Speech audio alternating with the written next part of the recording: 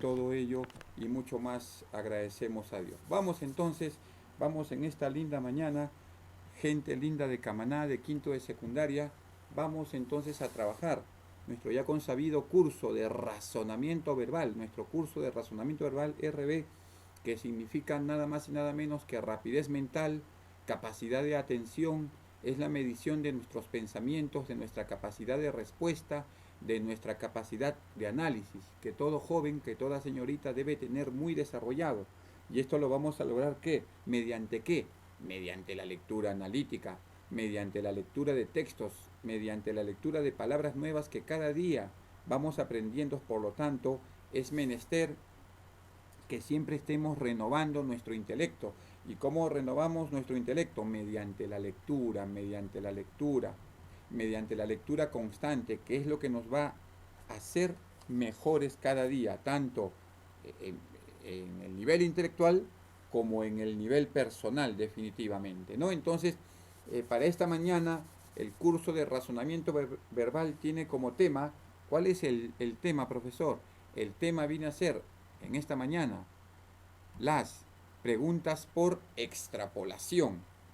Preguntas por extrapolación. Vamos entonces, en esta linda mañana, aquí en Camaná, querido joven, a transformar cada día más nuestra mente mediante la lectura constante, ¿no? ¿Y qué significa extrapolación? Para después ir definiendo lo que vienen a ser de manera general preguntas por extrapolación. ¿Qué es extrapolación? Extrapolación es deducción, nada más. Extrapolación es inferencia. Extrapolación viene a ser interpretación. Extrapolación viene a ser nada más y nada menos que colegir. ¿Y qué es colegir? Inferir. ¿Y qué es colegir e inferir? Es deducir, nada más. Eso es extrapolación. Yo siempre les he dicho que en comprensión de lectura vamos a trabajar solamente con dos tipos de preguntas. Las preguntas deductivas y las preguntas transcriptivas. Nada más. Las preguntas deductivas y las preguntas transcriptivas. ¿Y cómo es esto, profesor? A ver, explique por qué usted dice dos tipos de preguntas, pero aquí me pone preguntas por extrapolación. Bueno, ya hemos venido trabajando al todo en este largo proceso de nivel secundario. Siempre les he dicho los dos tipos de preguntas con las cuales me gusta trabajar. Las preguntas deductivas son las preguntas colegidas, las preguntas inferidas, las preguntas por interpretación o las preguntas extrapoladas. Las preguntas de extrapolación están dentro de las preguntas inferidas. Repito, las preguntas de extrapolación las ubicamos dentro de las preguntas inferidas. Y ahora vamos a explicar un momentito más lo que es extrapolar. Y el segundo tipo de preguntas vienen a ser las preguntas transcritas o las preguntas literales. ¿Ah? Las preguntas literales o las preguntas transcritas o también conocidas como preguntas textuales. ¿En qué consisten las preguntas literales o textuales?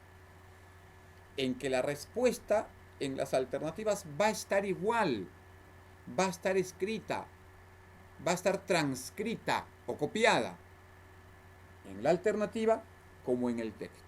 La vas a ver igual. ¿Ya? Por allí un cambio por un sinónimo o algo por el estilo, pero la pregunta es igual, la respuesta es igual. Esas son las preguntas literales, textuales o transcritas. Pero las preguntas colegidas o inferidas ya no van a ser transcritas, no van a estar en el texto. Tienes que interpretarlas, tienes que extrapolarlas, tienes que inferirlas, tienes que deducirlas.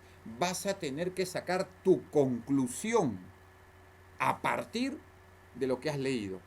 Eso es extrapolar, nada más. Eso es extrapolar. Extrapolar, entonces, extrapolación, valga la redundancia, está dentro de la inferencia. Y tú tienes que extrapolar de acuerdo a las dos formas de preguntas que te vengan en un examen o en la práctica. Repito, tu capacidad de extrapolar va a venir de acuerdo a lo que has leído y de acuerdo a las preguntas que te vienen. Son dos tipos o dos formas de extrapolación. Repito, son dos tipos o dos formas de extrapolación. Vamos a ver.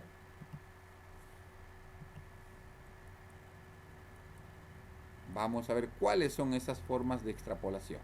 Vamos a ver entonces, ¿ya? Muy bien, correcto. Muy bien. Vamos entonces a trabajar lo que viene a ser nuestra pregunta o nuestras preguntas de extrapolación. ¿En qué consiste nuestras preguntas de extrapolación? Vamos a ver. Muy bien.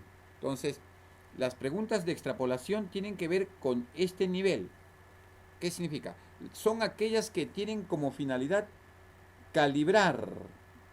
Calibrar. ¿Y qué significa calibrar? Medir. Nada más. Medir. Muy bien. Correcto. Medir. Medir. ¿Ah? Medir. Muy bien. Eso es calibrar. ¿La qué? La capacidad. La capacidad. ¿Qué capacidad, profesor? ¿Qué capacidad, profesor? La capacidad del lector para deducir las posibles modificaciones que se operarían en el pensamiento del autor si hipotéticamente variaran las premisas, condiciones o circunstancias del texto. O sea, ¿qué quiere decir esto, profesor? Yo tengo que interpretar el pensamiento del autor. Entonces, estas preguntas de extrapolación son aquellas que miden, que calibran la capacidad del lector. Tú que estás leyendo, tú que estás escuchando en este momento, calibran tu capacidad. ¿Para qué? Para deducir los posibles cambios o modificaciones que ocurrirían u operarían en el pensamiento del autor. Si hipotéticamente variaran, que hipotéticamente es si es una hipótesis, es una suposición. Si variaran, ¿qué? Premisas, condiciones, circunstancias en el texto. ¿Y cuáles son las formas de plantear las preguntas de extrapolación?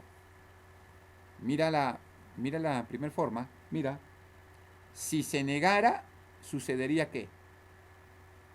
Si se invirtiera la siguiente idea, se pensaría ¿qué? Si creamos el supuesto, la consecuencia sería.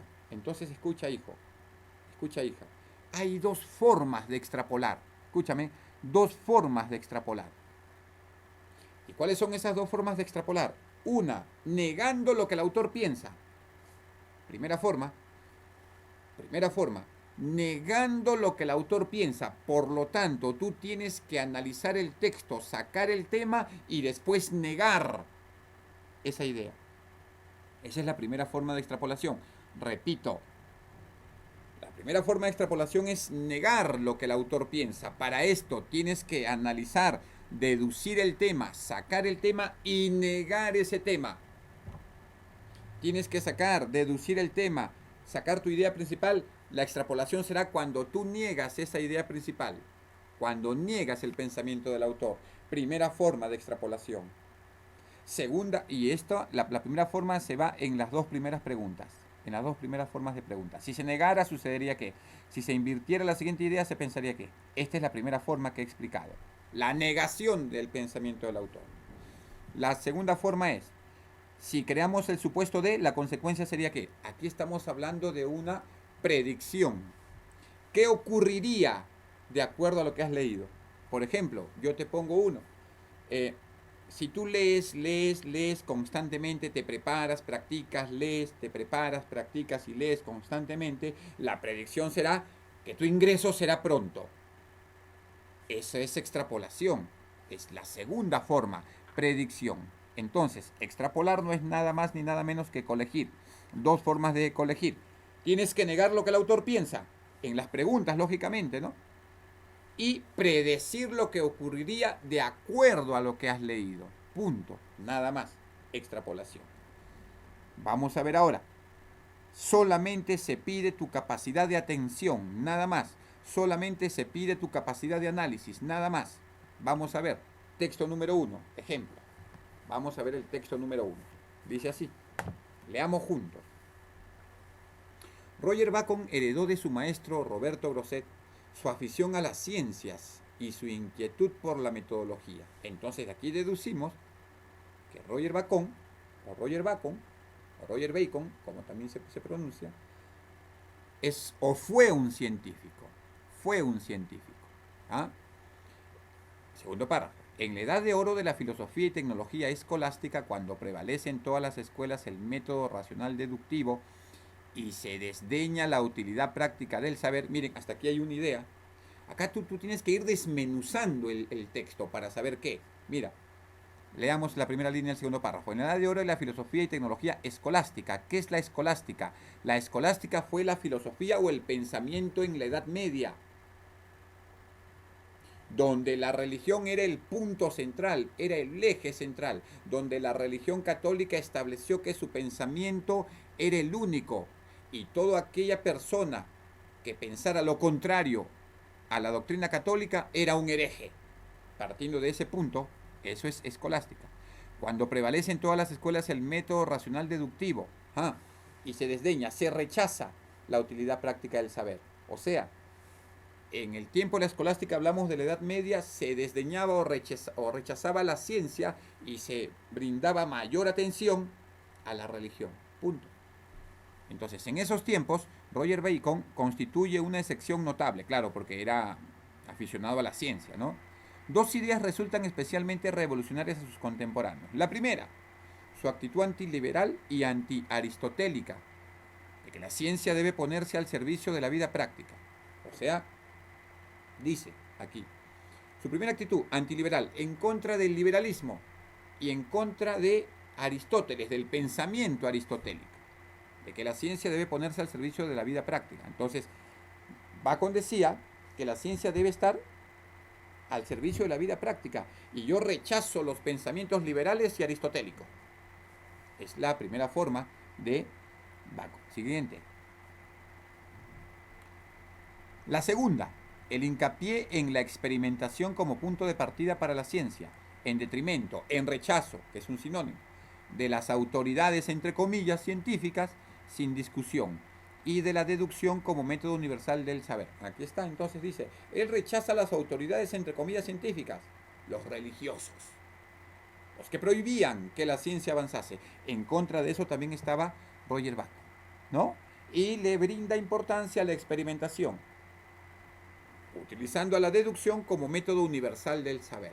O sea, le brindó mayor énfasis al razonamiento, lo que estamos haciendo ahora.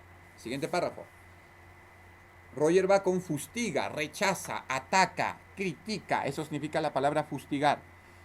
Fustiga, rechaza las lacras presentes. Lacra significa lo peor en esa época, presentes en los intelectuales de su época. La ocultación de la propia ignorancia con la retórica y dialécticas verbales. O sea, que está diciendo aquí Roger Bacon. Él estaba en contra, fustiga, ataca la ocultación de la propia ignorancia con la retórica y dialéctica verbales. O sea, el hablar bonito, el filosofar muy bonito, eso no le hacía nada bien al desarrollo intelectual de la gente. Tenía que dedicarse a deducir. ¿Y cómo lo iba a lograr? Mediante la ciencia. Eso ataca a Roger Bacon. Muy bien.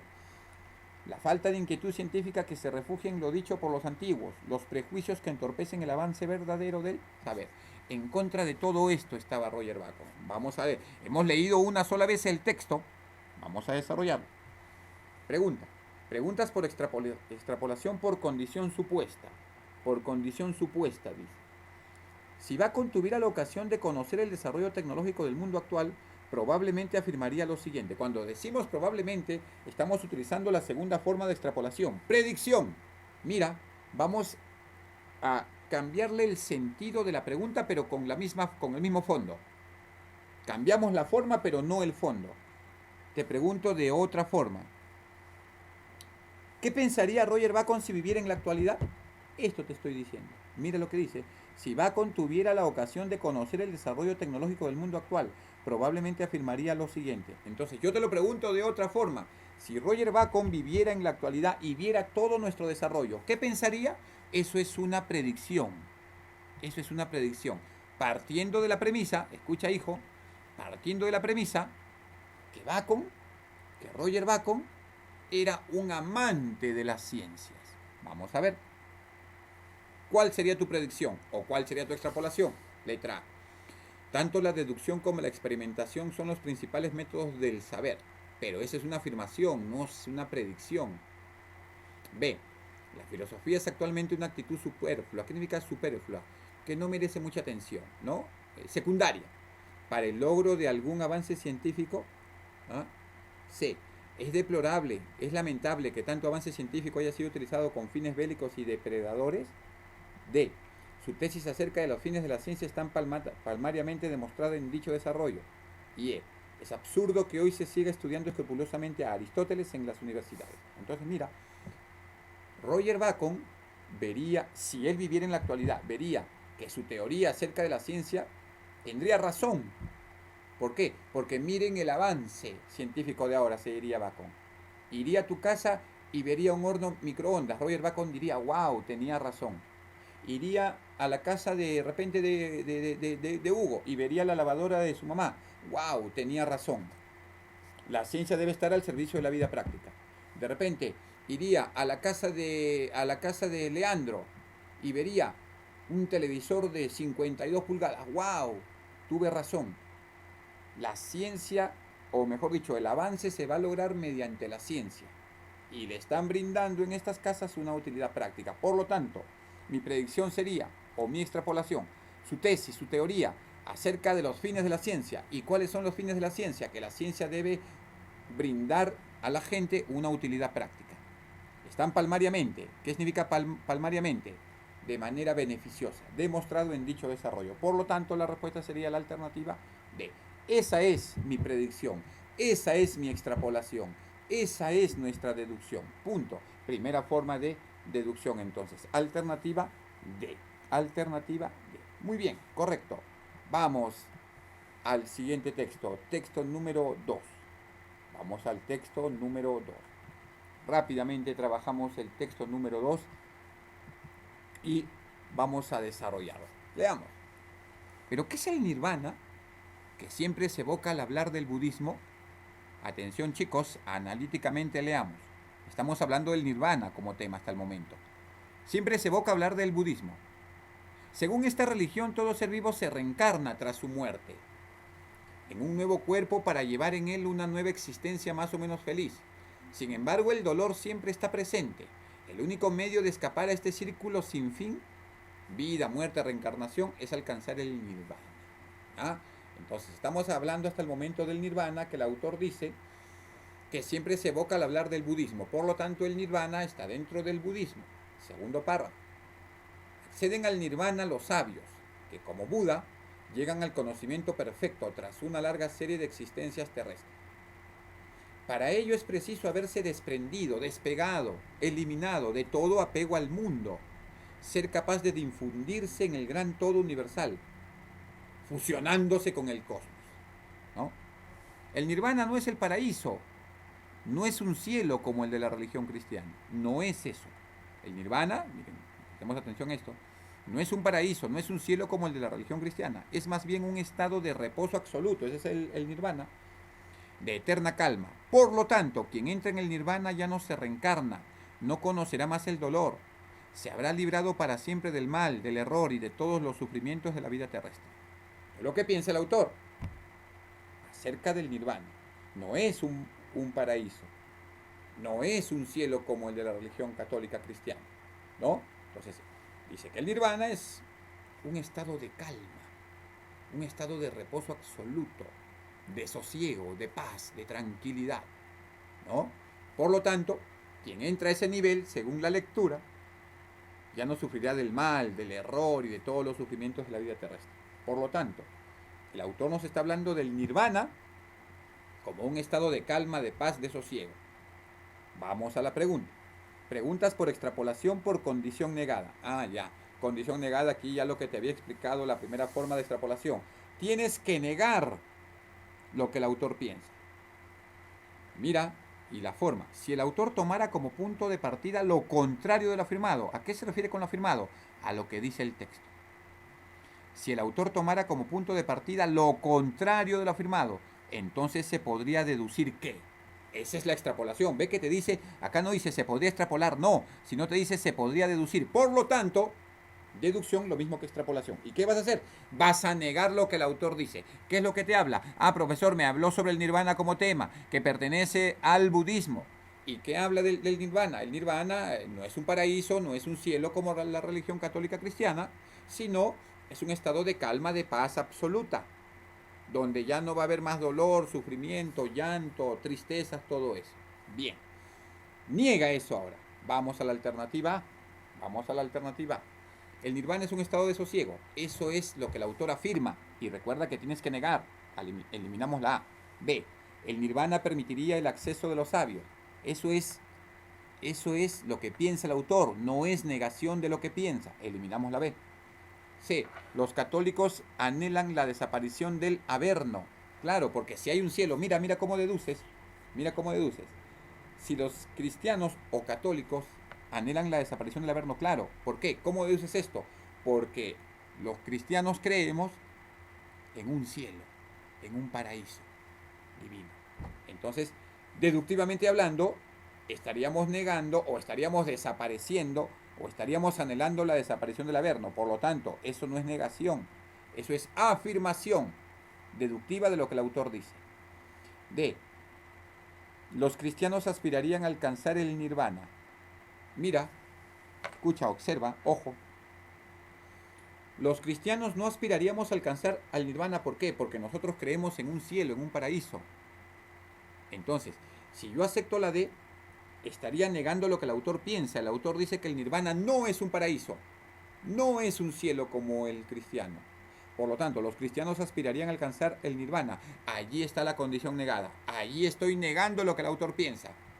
Porque si yo acepto la D como correcta, estoy diciendo que el nirvana y el cielo es lo mismo, pero no es lo mismo. Por lo tanto, la respuesta, hasta el momento, la alternativa D. Pero vamos a leer. Los seres humanos se convertirían en entes inertes. Entes significa seres. En seres inertes, los seres humanos seríamos seres muertos, sin vida. No. Entonces, la respuesta sería la alternativa D. La alternativa D. Respuesta correcta. Extrapolación mega para todo el mundo. Camaná. Alternativa D, la respuesta correcta. Muy bien, ahí está. Dos formas de extrapolación, por lo tanto.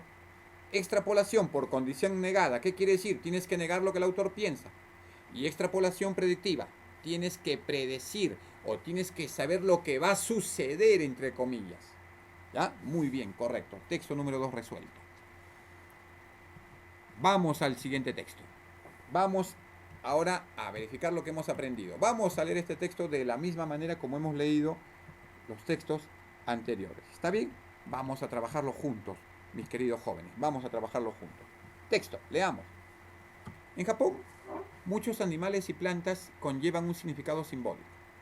En el caso de la flor de Sakura, aparte de ser el símbolo de la primavera, representa la belleza efímera. ¿Y qué significa la palabra efímera? Ah, que dura poco tiempo, profesor. Sigamos leyendo. La razón. Luego de florecer se marchita y cae en poco tiempo, alrededor de 7 días luego de la floración. ¡Wow! Estamos hablando que esta Sakura es una flor muy hermosa, pero su vida es efímera, la belleza es efímera, pasajera, dura poco tiempo. ¿Por qué? Ahí está la razón. Luego de florecer se marchita y cae en poco tiempo. Sigamos leyendo. Desde que brota la primera flor de Sakura en Japón, empieza una gran expectativa hasta observar todos los árboles en flor. Mira, o sea que está diciendo que el árbol de Sakura dura poquísimo tiempo. Está diciendo. Al respecto, hay apelativos especiales que se usan para verificar el porcentaje de floración en los árboles de Sakura. Entonces observa, escucha, ojo. El florecimiento del árbol de Sakura crea expectativa en toda la gente. Y vamos a ver por qué. Cuando está alrededor del 30%, lógicamente, de la floración, se le llama Sambunsaki. Cuando el árbol de Sakura está en un 30% de floración, se le llama Sambunsaki. Cuando se encuentra en un 50% de floración, lógicamente recibe el nombre de Gobunsaki. Y cuando todas las flores llegan a florecer, todas las flores de Sakura llegan a florecer, se les denomina Mankai. Normalmente el Mankai, mira, tiene lugar alrededor de 10 días luego del brote. Ajá. Cuando todas las flores llegan a florecer, ¿no? Llegan a florecer del árbol de Sakura, se denomina Mankai. ¿Y qué es Mankai? El Mankai tiene lugar alrededor de 10 días luego del brote de la primera flor, hasta la última. Mira, o sea, todo ese proceso, desde el florecimiento de la primera hasta la última flor, se le denomina Mankai, ¿no? Sin embargo, al cabo de 2 semanas, casi todas las flores ya se han caído o marchitado, ¿no?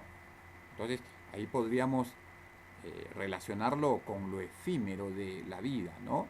Con lo pasajero, ¿no? Con lo pasajero. En Japón hay una frase que dice, Sakura no anawa, Sakura no anawa, pato saite pato shiru, que quiere decir, la flor de Sakura florece y cae rápidamente. Eso es el significado de la flor de Sakura, ¿no? Sigamos leyendo. Dice, ¿y qué más? Ihana honichi wa mikari. ¿Qué significa esto? La vida de la flor es corta. Miren, hasta tienen su profesor que les habla en japonés todavía. Vamos de nuevo, dice. Ihana no inochi wa mikai. ¿Y qué significa eso? La vida de la flor es corta. Eso significa, bueno, ese es un acontecimiento en Japón. Muy bien. Debido a su belleza intrínseca, o sea, interior, debido a su belleza interior y a su corto periodo de vida, el florecimiento de los árboles de Sakura es todo un acontecimiento festivo nacional. Lo que dije al inicio, ¿no? Crea una gran expectativa. Es un acontecimiento festivo nacional. El mismo que recibe el nombre de Ohanami. El mes oficial para el comienzo del Ohanami es abril, llamado también Shigatsu o Usuki, mes en el cual las pequeñas y blancas flores Unohana están en plena floración. En estas fechas los japoneses salen a pasear a los parques, lugares públicos y a distintos lugares del país donde existen bosques de sakura, de preferencia, o a aquellos lugares donde los hay en mayor belleza para poder, ¿qué? Contemplarlos en toda su dimensión, refiriéndose a los árboles de sakura. Para esa ocasión se suele llevar comida y bebida. Lo más común es llevar cajas con comida preparada llamada obentú y el licor de arroz, sake, para así poder disfrutar del Ohanami el tiempo que se desee. Muy bien. ¿Y qué es el Ohanami? Ya hemos visto el florecimiento de los árboles de Sakura. ¿Ah? Aquí está pues acabando el segundo párrafo. Debido a su belleza intrínseca y a su corto periodo de vida, el florecimiento de árboles de Sakura es todo un acontecimiento festivo nacional, el mismo que recibe el nombre de Ohanami. ¿Y qué es Ohanami? El día festivo nacional cuando los árboles de Sakura florecen. Ya está a punto, representa lo efímero de la vida, lo pasajero, lo corto del tiempo, porque las flores de Sakura, inmediatamente que florecen a las 2 semanas, cayeron. Muy bien, una sola vez hemos leído el texto, una sola vez. Vamos a las preguntas. Número 1. Si la flor de Sakura durara más tiempo, probablemente. Dice, si la flor de Sakura durara más tiempo, probablemente, ¿qué sucedería? Vamos a ver. Vamos a desarrollar esta pregunta. Ya está desarrollada, profesor. Ya la tienes desarrollada. Miren, leamos aquí. Mira, la resolución dice, según el texto, la flor de Sakura representa a la primavera y a la belleza efímera, pues florece y cae en poco tiempo. Por ello es probable que si durara más tiempo no sería un símbolo tan claro de lo efímero. Claro, eso es nuestra deducción, nuestra extrapolación. Porque si la flor de Sakura durara más tiempo, probablemente entonces predice, no sería un símbolo de lo efímero de la vida. Por lo tanto, la respuesta ¿cuál sería? No simbolizaría lo efímero o pasajero de la belleza. Respuesta alternativa D. Duro, profesor, duro. Alternativa D. Mega para todo el mundo, lo máximo. Una sola vez hemos leído el texto, lo hemos analizado y estamos en la suficiente capacidad de trabajarlo, ¿ya? En este momento trabaja con tu guía para no estar regresando nuevamente con la diapositiva o con el PowerPoint, sino tú con tu guía. ¿Está bien? Muy bien. Estamos entonces en la pregunta número 2 ahora. Vamos a la pregunta número 2, profesor. Vamos. Dice, un título adecuado para el texto anterior sería. Muy bien, profesor. Estamos hablando de la flor de Sakura y lo efímero de su duración. ¿Está bien? Muy bien. Ya está entonces. los diversos estados de las flores y la atención que a ello les prestan los japoneses. Ah, pero aquí hay ambigüedad porque no te dice de qué. B. El gusto de los nipones o japoneses por las flores y algunas características de estas. Pero aquí es muy, muy general. Muy general. Ah. El simbolismo de la flor de Sakura en el Japón. Sí, profesor. Sí, profesor. Sí, sí, sí, sí. Hasta el momento sí, profesor. D. La belleza de la flor de Sakura y sus trágicas... No, pues no hablamos de trágicas consecuencias. Estamos hablando de lo efímero de la vida y lo que simboliza para los japoneses una fiesta nacional. Por lo tanto, la respuesta 100%, corazón, mega. El simbolismo de la flor de Sakura en el Japón. Por supuesto que sí. Kamaná para todo el mundo. Muy bien, correcto. Alternativa C. Correcto, muy bien.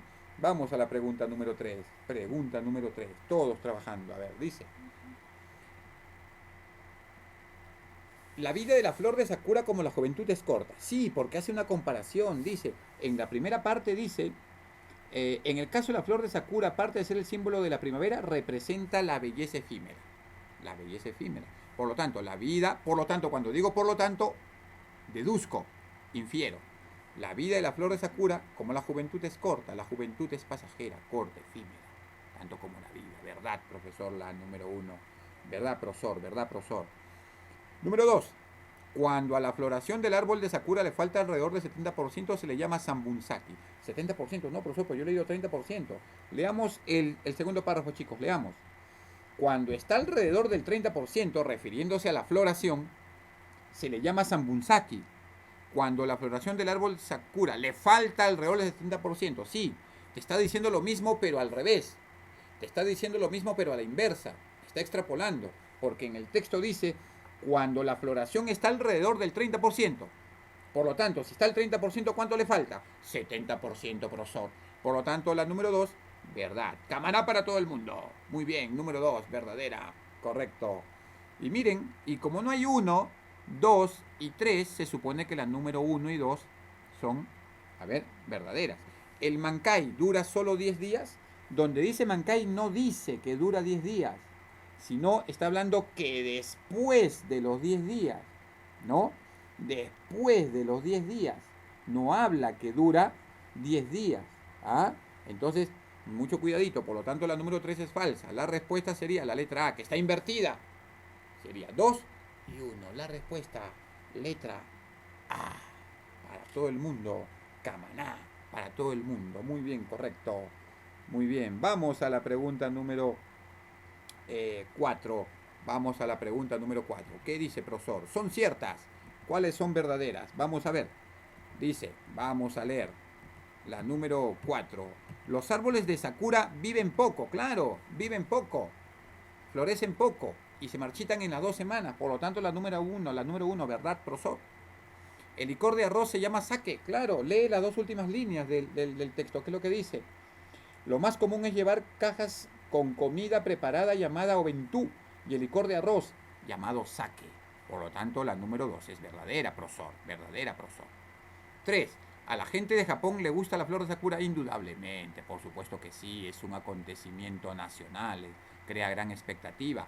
Por lo tanto, 1, 2 y 3 verdaderas. Por lo tanto, respuesta a la letra D. Camaná para todo el mundo. Todas. Lo máximo, Camaná. Mega. Para todo el mundo. Muy bien. Sigamos. Vamos. Pregunta número 5. Bueno, ¿qué es Ohanami? Bueno, esto es muy sencillo. Es muy sencillo, ¿ya? ¿Qué es Ohanami? Esto ya lo hemos visto. ¿Dónde aparece Ohanami, profesor? Finalizando el segundo párrafo. Leamos. Debido a su belleza intrínseca y a su corto periodo de vida, el florecimiento de los árboles de Sakura es todo un acontecimiento festivo nacional, el mismo que recibe el nombre de Ohanami. ¿Qué es Ohanami entonces? La expectativa que crea, el acontecimiento festivo nacional. Por lo tanto, ¿cuál sería nuestra respuesta? Fácil, profesor, fácil, profesor. La fiesta nacional japonesa de florecimiento de Sakura. La respuesta a la letra D. Duro, profesor. Kamaná para todo el mundo. 100% mega, lo máximo. Bien, chicos. La extrapolación es una inferencia, es una deducción. 2 formas de extrapolar o deducir. Extrapolar a la inversa. Tienes que negar lo que el autor piensa. Y otra forma de extrapolar, tienes que predecir lo que va a suceder de acuerdo a lo que has leído. Eso es extrapolar. Y la extrapolación, no te hagas bola, hijo, hija, está dentro de la deducción. Punto. Nada más. Aquí nos vamos a quedar, mi querido joven. Tu tarea, tu trabajo va a ser desarrollar el texto 2 de las páginas 101, 102 y 103. Solamente el texto 2 desarrollame. El texto número 2 desarrollame. Nada más. Está el texto 1, es un texto amplio. Está en las páginas 101, 102 y 103. ¿Ya? Hasta la pregunta número 11. Solamente el texto 2. Aquí nos vamos a quedar. Yo voy a poner la tarea en la plataforma, mi querido joven, ¿sí? Espero que la clase la hayas entendido y que me envíes la tarea en el tiempo prudencial. ¿Ya? Muy bien, aquí nos vamos a quedar, mi querida juventud. Que tengan muy buen día. Por su atención prestada, gracias. Por su fina sintonía, muchas gracias. Y nos estaremos encontrando de manera virtual la próxima clase. Que tengas muy buen día. Chao.